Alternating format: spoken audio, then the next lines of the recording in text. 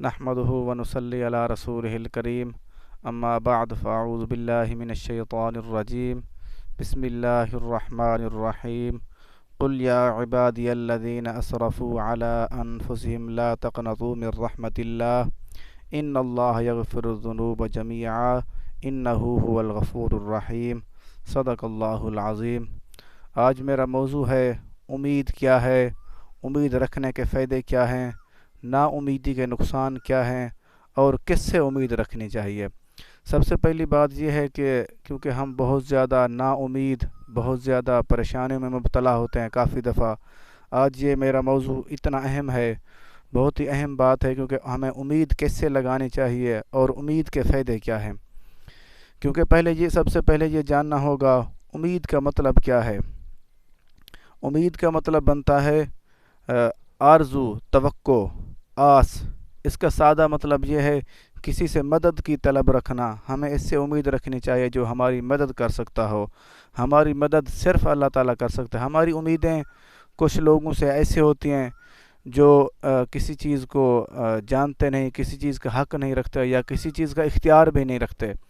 اس لیے اللہ پاک نے ارشاد فرمایا، سورۃ زمر آیت نمبر 53 پارہ نمبر 24، اللہ پاک نے ارشاد فرمایا، اے نبی کریم صلی اللہ علیہ وسلم آپ فرما دیں، آپ کن کو فرما دیں۔ اللہ پاک دیکھو کتنا پیارا پیغام دیا، اللہ تعالیٰ کی ذات ہم سے، اپنے بندوں سے کتنا زیادہ پیار کرتا ہے۔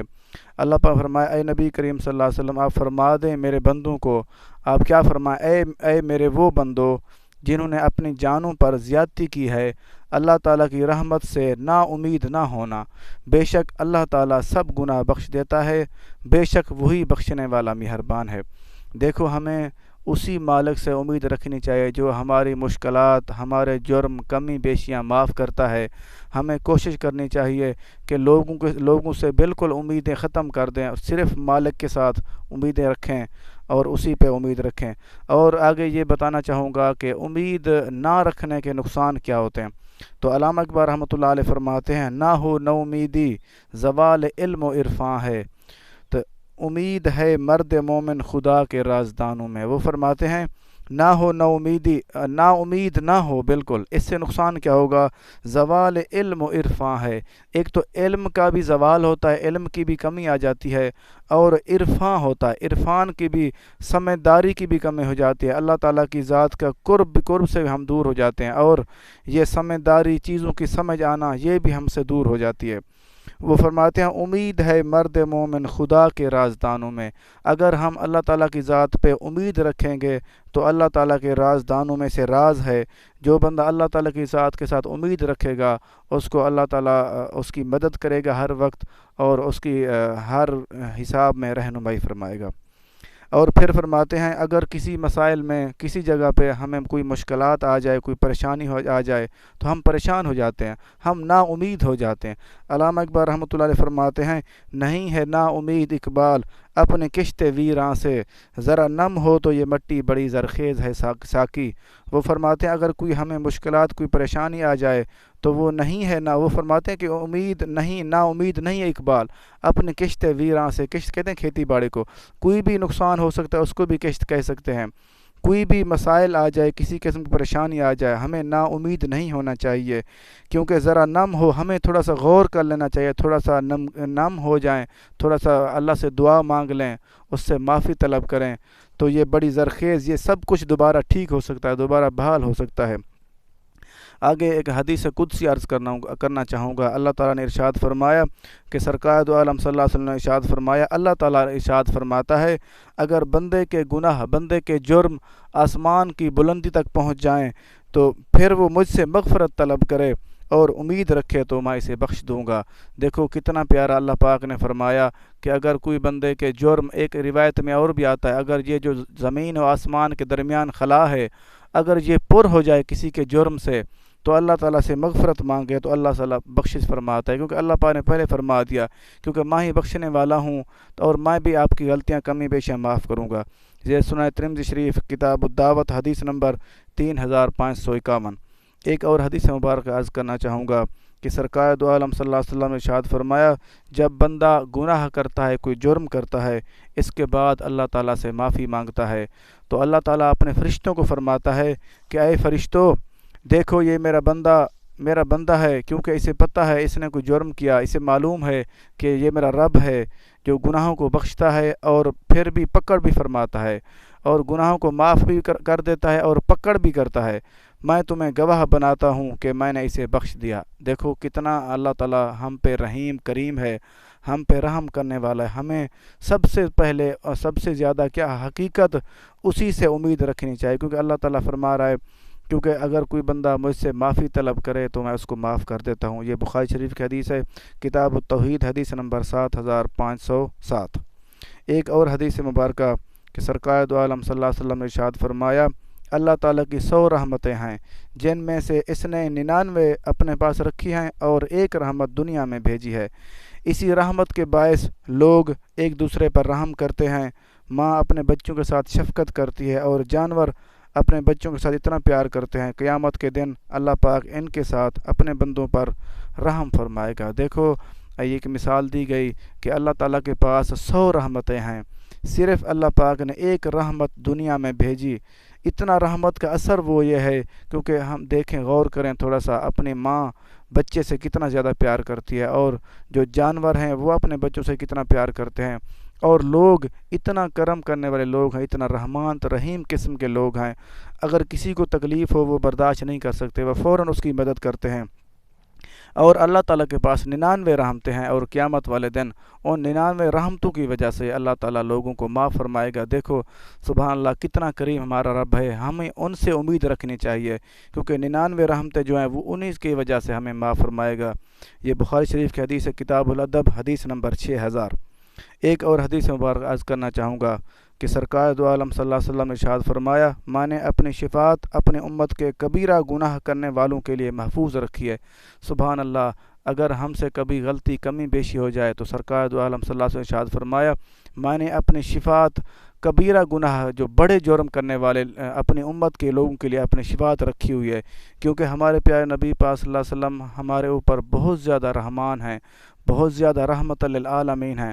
آپ صلی اللہ علیہ وسلم کی رحمت کی وجہ سے، آپ صلی اللہ علیہ وسلم کی رحمت پہ ہمیں امید رکھنی چاہیے، اللہ تعالیٰ کی رحمت پہ اور ہمارے نبی پاک صلی اللہ علیہ وسلم کی رحمت پہ امید رکھنی چاہیے۔ یہ سنن ترمذی شریف، حدیث نمبر 2443۔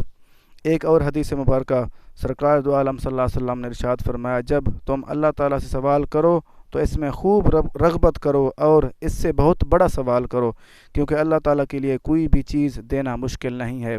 یہ آپ صلی اللہ علیہ وسلم ہمیں فرما دیا ہے، کیونکہ ہمارا اللہ تعالیٰ بہت بڑا ہے، رحمان ہے، رحیم ہے، اس کے پاس کسی چیز کی کمی نہیں ہے۔ ہمیں جب کسی چیز سے کوئی چیز مانگنی چاہیے تو وہ اس سے بڑی چیز مانگیں، کیونکہ وہ مالک ہے، اس کے لیے کوئی چیز مشکل، کوئی چیز ناممکن نہیں ہے۔ ہمیں اپنی سوچ کو چھوٹا نہیں رکھنا چاہیے بلکہ سوچ کو بڑا رکھنا چاہیے۔ حضرت واصف علی واصف رحمۃ اللہ علیہ فرماتے ہیں کہ جب اللہ تعالیٰ سے مانگنا چاہیے اپنے اوقات کے ذریعے نہیں مانگنا چاہیے، اسی کی ذات کے ذریعے مانگنا چاہیے، کیونکہ بہت بڑی ذات ہے۔ یہ بخاری شریف کی حدیث ہے، کتاب الجہاد، حدیث نمبر 2790۔ ایک اور حدیث مبارکہ کہ سرکار دو عالم صلی اللہ علیہ وسلم نے ارشاد فرمایا، بے شک اللہ تعالیٰ مخلوق کی تخلیق سے پہلے ہی اپنے ذمہ کرم پر رحمت لازم کر لی، اور فرمایا بے شک میری رحمت میرے غضب پر حاوی ہے۔ سبحان اللہ، دیکھو اللہ پاک نے جب انسان کو پیدا ہی نہیں کیا تھا اس وقت سے اللہ تعالیٰ نے اپنے ذمہ کرم پہ لے لیا، رحمت لازم کر لی، اپنے اوپر رحمت لازم کر لی کہ میں رحم کروں گا اپنی مخلوق پہ، اور فرمایا بے شک میری رحمت، اللہ تعالیٰ کی رحمت اتنی ہے اس کی کوئی حد و اندازہ نہیں ہے۔ ہمارے جرم، ہماری غلطیوں، ہماری کمی بیشیوں کا تو ایک حد ہو سکتی ہے، جتنا زیادہ ہو جائے اس کی پھر بھی حد ہے، لیکن اللہ تعالیٰ کی رحمت کی کوئی حد نہیں ہے، وہ سب غضب پر، جتنا اس کا غضب ہے اس پہ حاوی ہے۔ یہ بخاری شریف کی حدیث ہے، کتاب التوحید، حدیث نمبر 7404۔ ایک اور حدیث مبارک عرض کرنا چاہوں گا کہ سرکار دو عالم صلی اللہ علیہ وسلم نے ارشاد فرمایا، اس ذات کی قسم جس کے قبضہ قدرت میں میری جان ہے، اللہ تعالیٰ اپنے بندہ مومن پر مہربان ماں سے بڑھ کر رحم کرنے والا ہے۔ سبحان اللہ، دیکھو نبی پاک صلی اللہ علیہ وسلم فرما رہے ہیں، مجھے اللہ تعالیٰ کی قسم، اس کی قسم جس کے قبضہ قدرت میں میری جان ہے، تو اللہ تعالیٰ مہربان ماں، ایک ہوتی ہے بہت زیادہ پیار کرنے والی ماں، ایک ہوتی ہے کم پیار کرنے والی۔ ویسے تو ہر ماں پیار کرتے ہیں، لیکن ایک ماں پیار کرنے والی، رحم کرنے والی ماں سے اللہ تعالیٰ بڑھ کے رحم کرنے والا ہے۔ سبحان اللہ، دیکھو ہمیں سوچنا چاہیے، ہمیں خوش ہونا چاہیے، بلکہ ہم مسلمان ہیں، ہم اللہ تعالیٰ کو ایک ماننے والے اور اس کے نبی پاک صلی اللہ علیہ وسلم کو ماننے والے، ہمیں تو کوئی پریشان ہونے کی ضرورت ہی نہیں ہے، کیونکہ اللہ تعالیٰ جب ماں سے زیادہ پیار کرتا ہے، رحم کرتا ہے، تو ہمیں کیا عذاب دے گا، ہمیں کیا تکلیفیں دے گا؟ ہمیں بس اس سے توبہ کرنی چاہیے، معافی مانگنی چاہیے، اگر کوئی غلطی کمی بیشی ہو جائے تو یہ بخاری شریف کی حدیث ہے، کتاب التوبہ، حدیث نمبر 2748۔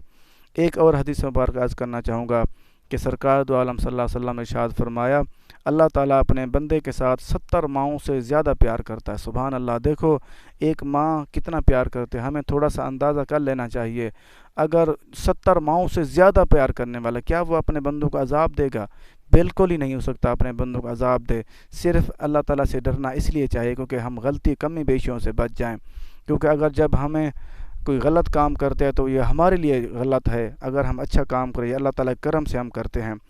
ایک اور حدیث مبارکہ امیر المومن حضرت سیدنا علی المرتضیٰ کرم اللہ وجہ الکریم نے فرمایا، جس نے کوئی گناہ کیا، کوئی جرم کیا اور اللہ تعالیٰ نے دنیا میں اس کی پردہ پوشی فرمائی، تو اللہ تعالیٰ کے کرم کا تقاضا یہ نہیں کہ آخرت میں اس کا پردہ اٹھا دے، اور جس شخص کو دنیا میں اس کے گناہ کی سزا دے دی گئی تو اللہ تعالیٰ کے عدل و انصاف کا تقاضا یہ نہیں کہ آخرت میں اپنے بندے کو دوبارہ سزا دے۔ یہ قوت القلوب میں ہے۔ دیکھو ہمیں اس چیز سے غور کر لینا چاہیے۔ حضرت علی پاک فرماتے ہیں، جو بندہ کبھی کبھی ہمیں کوئی دنیا میں مشکلات آ جاتی ہیں، یہ ہمارے جرم کی سزا ہوتی ہے، کبھی کوئی تکلیف ہوتی ہے، وہ فرماتے ہیں اللہ تعالیٰ کا یہ تقاضا نہیں ہے، یہ رحمت کا، اگر کوئی دنیا میں کسی کو تکلیف ہو جائے تو پھر اس کو آخرت میں تکلیف ہو، یہ نہیں ہو سکتا۔ وہ فرماتے ہیں اگر کسی کی اللہ تعالیٰ پردہ پوشی فرمائے، دیکھو ہم بہت زیادہ گناہ کرتے ہیں، بہت زیادہ ہم سے جرم ہو جاتے ہیں، کوئی نہیں دیکھ رہا ہوتا، لیکن اللہ تعالیٰ کی ذات دیکھ رہی ہوتی ہے، اللہ تعالیٰ پردہ فرماتا ہے۔ وہ فرما رہے ہیں جس کا پردہ اللہ تعالیٰ دنیا میں فرمائے گا، اس کا تقاضا رحم کا یہ نہیں ہے کہ آخرت میں ان کا پردہ کھول دے۔ اس سے معلوم ہوا کہ اللہ تعالیٰ جب دنیا میں جس کا پردہ رکھے گا، اس کا آخرت میں پردہ رکھے گا، اس کو رسوا و پریشان نہیں کرے گا۔ ایک اور حدیث مبارکہ، ایک دن ایک آدمی نے حضرت علی رضی اللہ عنہ سے آ کر عرض کی، یا علی امید کیا ہے؟ یا علی آپ بتائیں امید کیا ہے؟ حضرت علی پاک نے فرمایا زندگی کی ضمانت ہے۔ آپ فرمانے لگے امید ایک زندگی کی امانت ہے، ہمیں امید رکھنی چاہیے اللہ تعالیٰ کی ذات سے۔ جب امیدیں ختم ہو جائیں تو انسان زندہ نہیں رہتا، زندہ اگر ہو بھی پھر بھی اندر سے مر جاتا ہے۔ وہ فرماتے ہیں اے شخص یاد رکھنا، تو جو انسان آپ سے اچھی یا اچھائی کی کوئی انسان آپ سے اچھی یا اچھائی کی امید رکھے، اس کی امید کبھی نہ توڑنا، کیونکہ جب زندگی ختم ہوتی ہے تو انسان مر جاتا ہے، لیکن جب امید ختم ہوتی ہے تو انسان نہ مر سکتا ہے نہ جی سکتا ہے۔ دیکھو ہمیں اگر کسی سے ہم کو امید ہو کسی چیز کی بھی، کوئی بندہ اس چیز کی امید رکھتا ہو کہ یہ میرے ساتھ بھلائی کرے گا، ہمیں کوشش کرنی چاہیے اس کے ساتھ بھلائی کریں، کیونکہ اگر امید کہ ہم جس نے رکھی ہوئی اگر اس کی امید پوری نہیں ہوگی تو وہ فرماتے ہیں کہ وہ نہ مر سکتا ہے نہ وہ جی سکتا ہے۔ ظاہر تو زندہ ہوتا ہے لیکن اس کے اندر کی صورتحال بہت زیادہ کمزور ہو جاتی ہے۔ ایک واقعہ عرض کرنا چاہوں گا۔ ایک دن ایک اعرابی نے بارگاہ رسالت میں عرض کی، یا رسول اللہ صلی اللہ علیہ وسلم مخلوق کا حساب کون لے گا؟ تو سرکار دو عالم صلی اللہ علیہ وسلم نے فرمایا اللہ تعالیٰ۔ اس نے عرض کی وہ خود حساب لے گا؟ تو سرکار دو عالم صلی اللہ علیہ وسلم نے فرمایا کہ ہاں وہ خود حساب لے گا۔ تو وہ اعرابی ہنسنے لگا۔ تو سرکار دو عالم صلی اللہ علیہ وسلم نے پوچھا کہ ہنسنے کی آپ کی کیا وجہ ہے؟ اس نے عرض کی کہ اللہ تعالیٰ قدرت رکھنے والا کریم تو معاف کر دیتا ہے، اور حساب لیتا ہے تو وہ چشم پوشی اور وہ پردہ فرمائے گا، وہ معاف کرے گا، اور کیونکہ درگزر فرماتا ہے۔ آپ صلی اللہ علیہ وسلم نے فرمایا، ارشاد فرمایا اے رابی نے سچ کہا، سن لو اللہ تعالیٰ سے بڑھ کر کوئی کریم نہیں، وہ اکرم الاکرمین ہے، سب سے زیادہ کرم کرنے والا ہے۔ اس کے بعد سرکار دو عالم صلی اللہ علیہ وسلم نے فرمایا اے رابی سمجھ گیا۔ آپ نے فرمایا اے رابی سمجھ گیا، کیونکہ اللہ تعالیٰ اگر خود حساب لے گا وہ تو کریم ہے، وہ تو معاف کرنے والا اور درگزر فرمانے والا۔ اگر کوئی سامنے کوئی غلط کام کر رہا ہو وہ درگزر فرماتے ہیں، اس کو پکڑ نہیں کرتا، وہ معاف فرما دیتا ہے۔ اس لیے آپ نے فرمایا کہ جو اللہ تعالیٰ بہت زیادہ کریم ہے وہ معاف کر دیتا ہے۔ ایک اور واقعہ عرض کرنا چاہوں گا۔ ایک مرتبہ حضرت داؤد علیہ السلام کو اللہ تعالیٰ نے وحی فرمائی کہ اے حضرت داؤد علیہ السلام ایک عورت آپ کے ساتھ جنت میں ہوگی۔ حضرت داؤد علیہ السلام نے سوچا پتہ نہیں وہ کیا عمل کرتی ہوگی، کیا اس کے اعمال ہوں گے جو میرے ساتھ جنت میں ہوگی۔ ایک دن آپ نے سوچا، حضرت داؤد علیہ السلام نے سوچا کہ میں اس کو جا کے دیکھوں، ملوں تو صحیح، کو کیا دیکھتے ہیں، اس کو تلاش کرتے کرتے اس کے پاس پہنچ گئے۔ تو جا کر پوچھتے ہیں اے عورت تو کیا ایسا عمل کرتی ہے جس کے بدلے میں اللہ تعالیٰ نے میرے ساتھ جنت میں مقام دیا؟ اس عورت نے جواب دیا، اے اللہ کے حبیب، اللہ کے نبی، تو میں اور تو کچھ خاص نہیں کرتی، صرف یہی کرتی ہوں، میں صرف امیدیں لگاتی ہوں اپنے مالک سے، اللہ تعالیٰ سے سچی اور پکی امید رکھتی ہوں۔ دیکھو کتنا پیارا اللہ پاک نے اجر دیا جو امید رکھے گا صرف اللہ تعالیٰ کے ساتھ۔ ایک اور واقعہ عرض کرنا چاہوں گا۔ ایک واقعہ حضرت امام غزالی رحمۃ اللہ نقل فرماتے ہیں، ایک دن ہارون رشید حج پر گئے، حج سے واپس آئے اور بغداد شریف میں آیا تو کونے میں حضرت بہلول دنا بیٹھے ہوئے تھے۔ تو ہارون رشید کے ساتھ بہت لوگ تھے، آگے اور پیچھے راستے پہ جا رہے تھے، تو آگے دیکھا کہ جو بندہ بیٹھا ہوتا اس کو ہٹا دیتے راستے سے۔ جب اسے دیکھا کہ بہلول دنا بیٹھے ہوئے ہیں تو ان کو جا کر ہٹایا، تو بہلول دنا نے جواب دیا، یہ زمین میرے رب کی ہے، ہارون رشید کی نہیں ہے، میں اس سے نہیں ہٹتا۔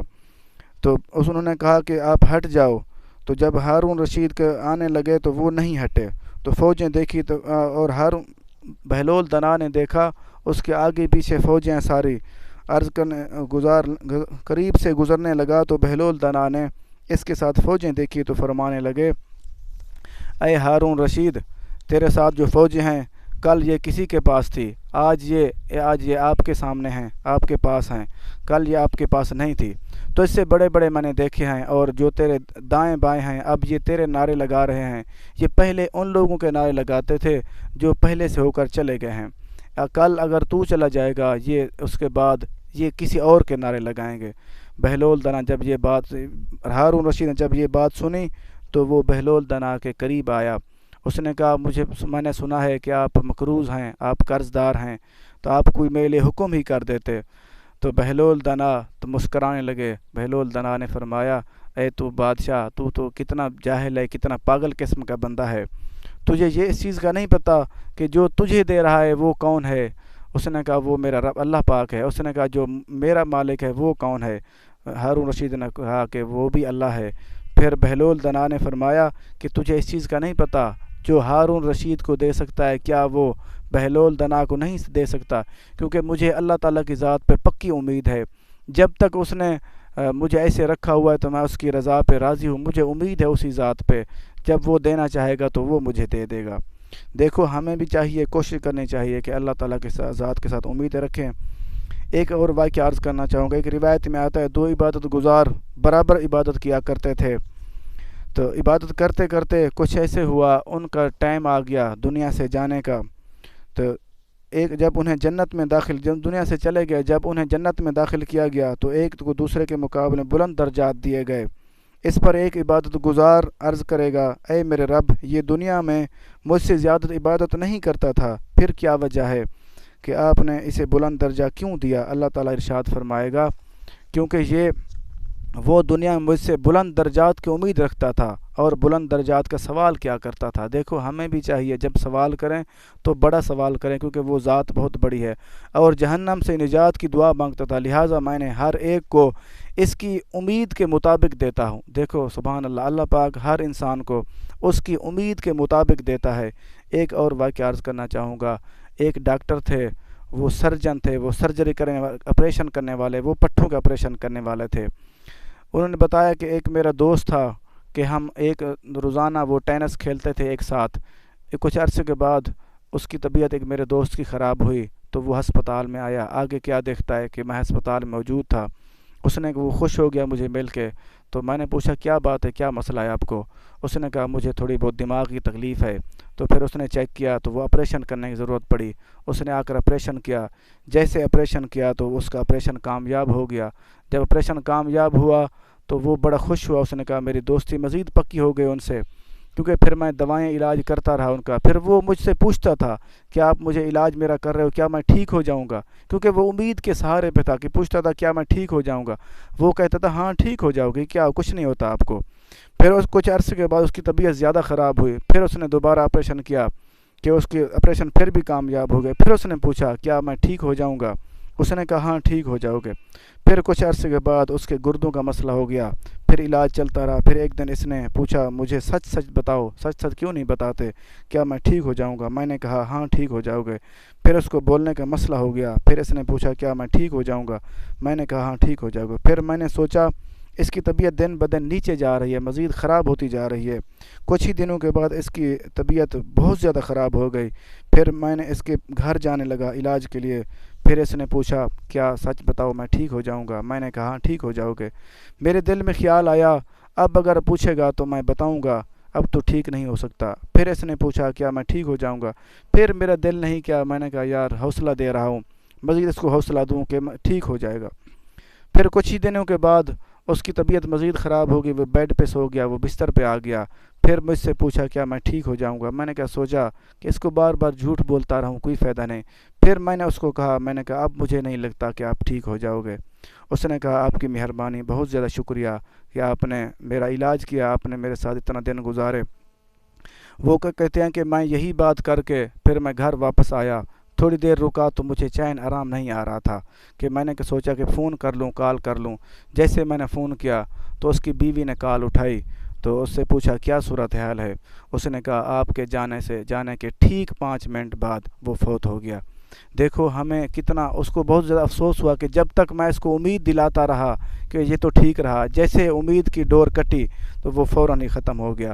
ہمیں بھی چاہیے کہ اللہ تعالیٰ کی ذات کے ساتھ امیدیں رکھیں، کیونکہ وہ رحمان رحیم ہے، وہ معاف کر دیتا ہے۔ اللہ تعالیٰ نے ارشاد فرمایا ورحمتی وسعت کل شیء، سورۃ اعراف آیت نمبر 156 کا کچھ حصہ، پارہ نمبر 9۔ اللہ پاک نے ارشاد فرمایا میری رحمت ہر چیز کو گھیرے ہوئے ہے۔ ہمیں بھی اس چیز سے غور کر لینا چاہیے۔ اللہ تعالیٰ کی رحمت بہت زیادہ وسیع ہے اور ہر چیز کو اسی کے رحمت نے گھیرا ہوا ہے۔ ہم اگر سچی امیدیں رکھیں گے تو اللہ تعالیٰ ہماری دنیا آخرت بہتر کرے گا۔ ہمیں چاہیے اللہ تعالیٰ کی ذات کے ساتھ امیدیں رکھیں اور اللہ تعالیٰ ہم سب کا حامی و ناصر ہو۔ اللہ پاک سب کو اچھی امید کی توفیق دے۔ اللہ حافظ۔